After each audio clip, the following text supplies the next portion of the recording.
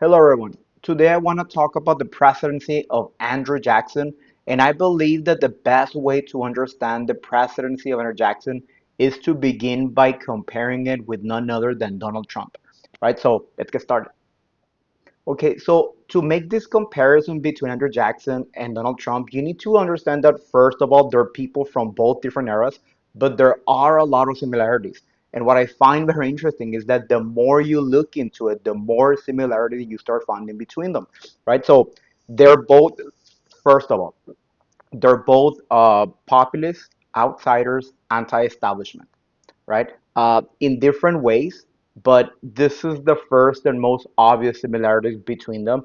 For example, Andrew Jackson is an outsider in the sense that he's not a politician, but is rather a military man. But he's also truly a self-made man. Okay, so he's an orphan. He's a veteran of the Revolutionary War, hero of the War of 1812 and the Battle of New Orleans. He becomes a lawyer, very successful, and then he becomes this champion of the common man. That's how he becomes president, right? So he uses this populist rhetoric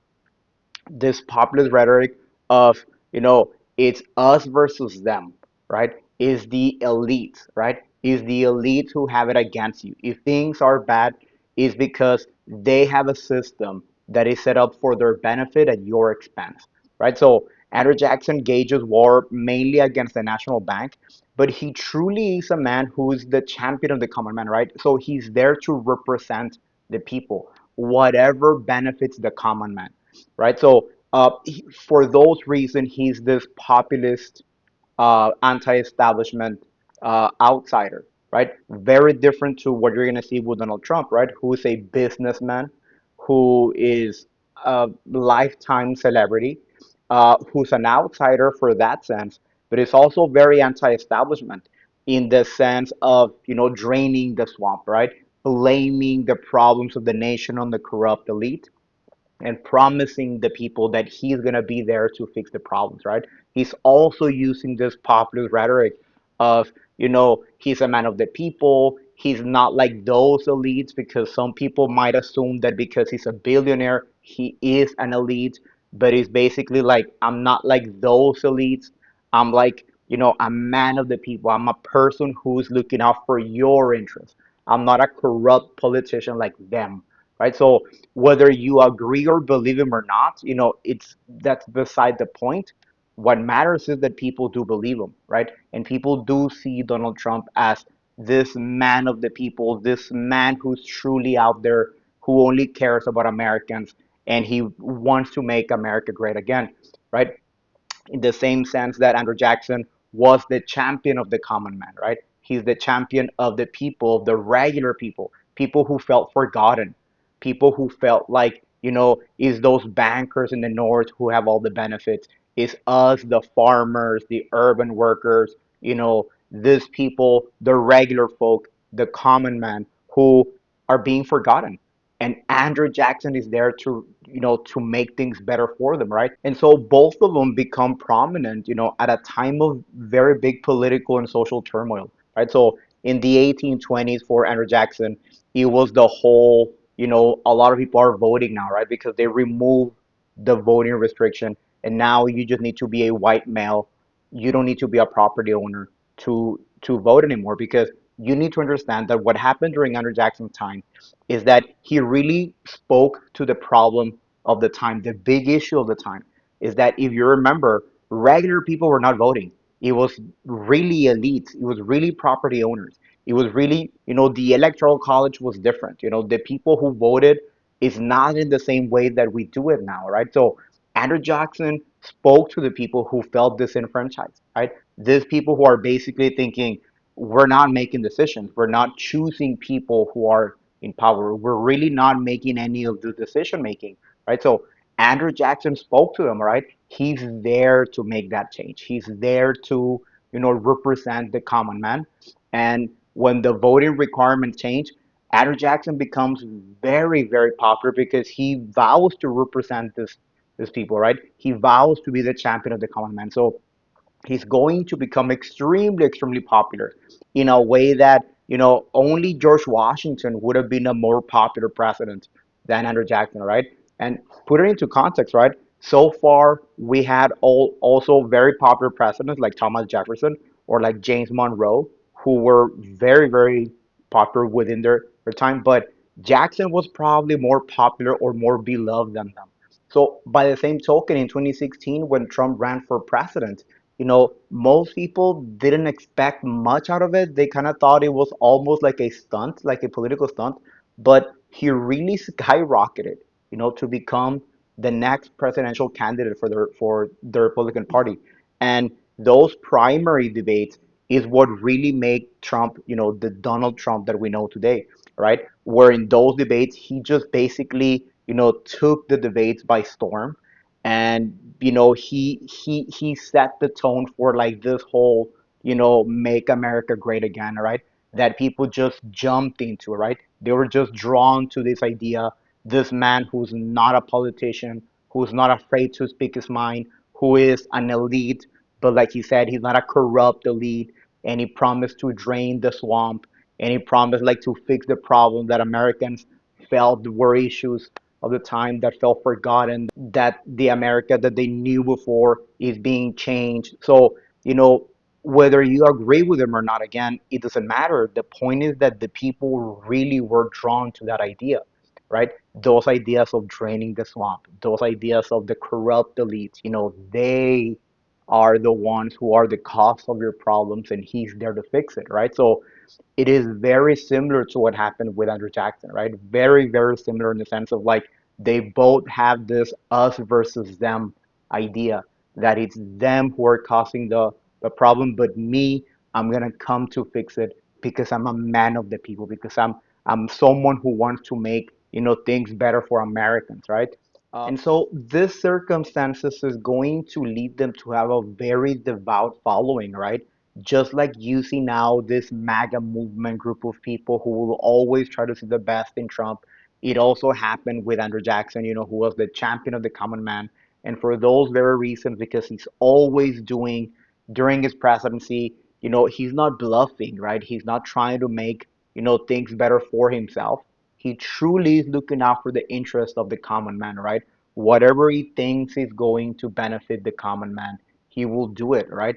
So he's also going to develop this very devout following who will always try to see the best in him too, right? So there's a lot of similarities between Trump and Andrew Jackson. I think these are the most significant to understand why they're so popular during their lifetime, why they become so influential in the politics of the time.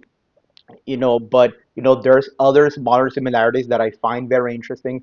It's not just in the rhetorics, it's just not, in the way they behave, but they also both have their relationship with the media. Just like Trump has this idea of the fake news, and he has taken this crusade against the fake news. uh you know Andrew Jackson also had this idea that the media, he called them, slanderous scribblers, right? This idea that they're just people who are corrupt, also who are liars, right? He blamed them for making the health of his wife worse, and causing her eventual death, right? So the relationship with the media is very similar. They both survive assassination attempts in different manners. The one of Andrew Jackson is always very interesting because the would-be assassin's gun, jammed at the time that he was gonna shoot him, and Andrew Jackson wrestles him to the ground and beats him up, and none other than David Crockett, is the one who pulls Andrew Jackson, from this person, right? So this happens right outside of Congress. They both have claims of a stolen election, in different ways, because of course, for Andrew Jackson, you have the corrupt bargain, which is not necessarily a stolen election, but it's a political maneuver that Quincy Adams does. This kind of sort of steals the election. In Trump's case, is more about, he claims fraud, this widespread fraud, but they both have claims of stolen election. They both have this horrible relationship with the media. They both survive assassination attempts, and in general, they're very similar characters, right? Because at the end of the day, you can argue that they're both putting America first, right? They don't care too much about anything else. In the case of Andrew Jackson, he just cares about the common man. right? He just cares about, you know, what's the benefit for them. He's not gonna be very, you know, likable for the northerners or the bankers or people who are thought to be the elite, the established politicians. And in the same sense, you could argue that Trump is looking out for the best of Americans, right? This whole idea of making America great again. uh, he represents more about the nation, what's best for the nation, right? He may not be talking particularly about the common man, but he's talking about what is better for the country as a whole, right? So they're very similar in a lot of ways. And I always find that understanding the presidency of Andrew Jackson is best understood to modern day phenomenons like, the presidency of Donald Trump, right? And so, one of the things to understand about this is that populist people are always going to be, popular, right? Because they are going to always, tap into the frustrations of the people and always claim to be, their salvation, right? Or their way out or the only way to fix it, right? And, populist presidents can come in all ways, shapes, and forms, right? So, for example, Andrew Jackson, he's a military man, he's a self made man. Whereas Donald Trump, he's a businessman, he's a career celebrity, you know, and it even transcends borders, right? So if you look at Mexico, for example, their last president, Andres Manuel López Obrador, he's also a populist, but he is a career politician.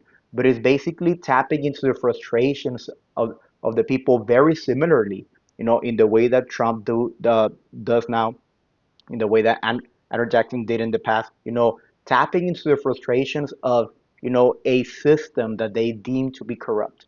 And I think that it's, rigged in favor of the elites, right? And they're there to change it, right? The interesting thing is that this doesn't need necessarily to be truth, right?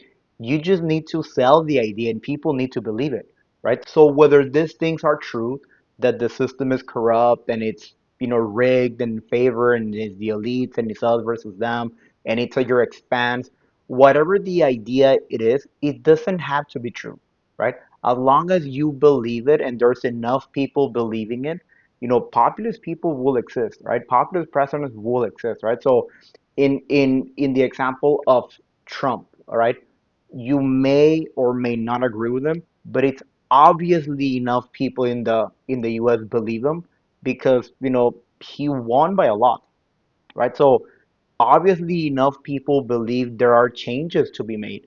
And obviously enough people believe that he's the person to make those changes, right? So whether those changes are there or not, or they need to be fixed or not, that's not the problem, right? That's not the issue.